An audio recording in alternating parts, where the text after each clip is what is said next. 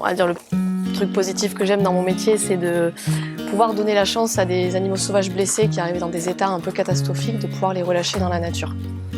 Donc ça reste le Graal du métier et une des récompenses. Donc il y a des fois où malheureusement on ne peut pas tout faire pour eux et où donc s'en suivra ou un décès ou une euthanasie avec le vétérinaire dans le pire des cas.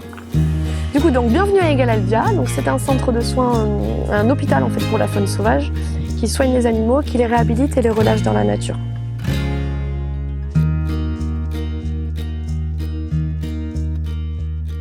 Du coup, là, on va s'occuper de 3 jeunes petits hérissons qui sont à la tétée toutes les 3 heures. En fait, c'est des petits orphelins. Des hérissons, on en accueille à peu près 600 à l'année. Sur 3000 animaux, en termes de stade, c'est énorme.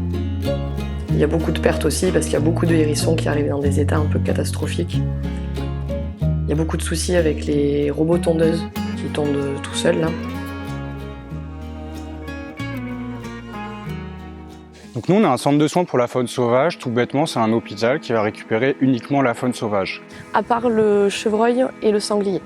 Donc nous, les causes d'accueil sur le centre de pourquoi on accueille les animaux, elles vont être multiples, mais il faut se dire qu'à 99%, c'est de près ou de loin à cause de l'activité humaine. Donc on va le dire dans le top des causes d'accueil des animaux qui sont blessés sur le centre, on va retrouver la route, donc des chocs routiers classiques. Ça, c'était un jeune petit écureuil de l'année qui a subi un choc avec une voiture. Donc il avait un problème au cervical, il avait l'oreille interne qui était touchée aussi, donc un problème d'équilibre. Donc il a eu des massages, un petit peu d'ostéo, des antidouleurs, et ça va beaucoup mieux, il se déplace beaucoup mieux, et on va lui donner la tétée. S'il mange pas assez tout seul, donc on maintient un peu. Donc là, il est pas très content, donc on le force un petit peu, sans trop l'embêter.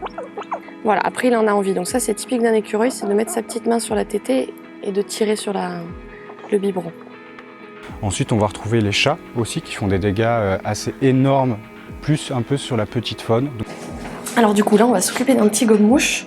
Donc c'est un petit passereau, c'est un oiseau migrateur qui n'est pas chez nous en hiver, il redescend en Afrique à cette période-là. Et souvent sur ces périodes-là, c'est des oiseaux qu'on a un petit peu affaiblis qui commencent la migration. Et des fois qu'on récupère avec des chocs routes, des chocs contre les baies vitrées, les chats qui peuvent les attraper, voilà, il y a plein de circonstances qui peuvent rentrer en jeu. Il a aussi un petit bandage qu'on appelle des menottes, parce qu'il a une luxation de l'épaule. On n'immobilise pas complètement l'aile parce que le muscle a besoin de soutenir l'articulation. Si le muscle s'atrophie, l'articulation ne pourra pas fonctionner. Donc on fait une petite menotte au bout de la main, ce qui permet de garder l'articulation mobile, mais qui permet d'immobiliser aussi pour pas qu'il souffre. Et après, on pourra retrouver aussi, malheureusement, nous on appelle ça des ramassages inutiles. C'est des personnes qui, en allant se balader, par exemple, vont trouver une petite chouette en bas d'un arbre. Ils pensent, en voulant bien faire bien sûr, qu'elle a besoin de soins, qu'il faut qu'elle soit récupérée, alors que pas du tout. Elle continuera à être élevée par ses parents une fois qu'elle est au sol. Donc là, c'est un jeune vautour fauve de l'année. Donc ce qu'on appelle un bébé sorti du nid. Donc ils font quand même entre 5 à 8 kilos des fois, voire 10. Donc là, on va juste contrôler la température. Il était dans un jardin, il s'est égaré. Quand il y a des gros vents chauds comme ça, dans les nids, ils s'entraînent en fait à voler. Donc ils sautent et voilà, ils s'entraînent un petit peu à voler. Puis des fois, il y a un courant d'air chaud qui les prend et ils s'envolent alors qu'ils n'ont pas voulu. Donc il faut se débrouiller avec l'envergure qu'ils ont, avec le poids qu'ils ont. Et des fois, ça fait des envols un peu ratés sur des oiseaux comme ça. Donc là, il est en légère hypothermie. Un oiseau, il est en hypothermie à 38,5. Ils sont à 40-41 de température à peu près. Donc on va lui mettre un tapis chauffant. Du coup, donc en centre de soins, donc dans les cas les plus graves et non sauvables, donc non relâchables dans la nature parce qu'ils ne pourront pas subvenir à leurs besoins, on pratique l'euthanasie avec le vétérinaire. Donc c'est pas une des parties les plus faciles du travail parce qu'on reçoit énormément d'animaux qui sont très cassés et nous on peut pas, voilà, on se débrouille, on fait ce qu'il faut mais on n'est pas des magiciens non plus. Donc un animal pour être relâché dans la nature, il doit subvenir à ses besoins complètement. Donc on ne peut pas se permettre de relâcher des animaux qui ne sont pas capables de voler, un hérisson qui n'est pas capable de manger tout seul. Voilà, il y a plein de circonstances qui rentrent en jeu, mais c'est quelque chose qu'on ne prend pas à la légère. Si on pouvait éviter de le faire, on le ferait, on sauverait tout le monde. Mais il ne faut pas être égoïste, il faut penser à eux aussi. Voilà, ils ont besoin d'être aptes à se reproduire, à manger tout seul.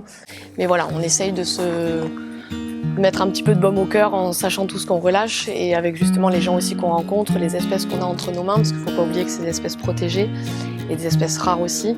Donc voilà, faut pas oublier la chance avec les animaux avec lesquels on travaille, avec les gens avec qui aussi on travaille, qu'on a besoin tout le temps.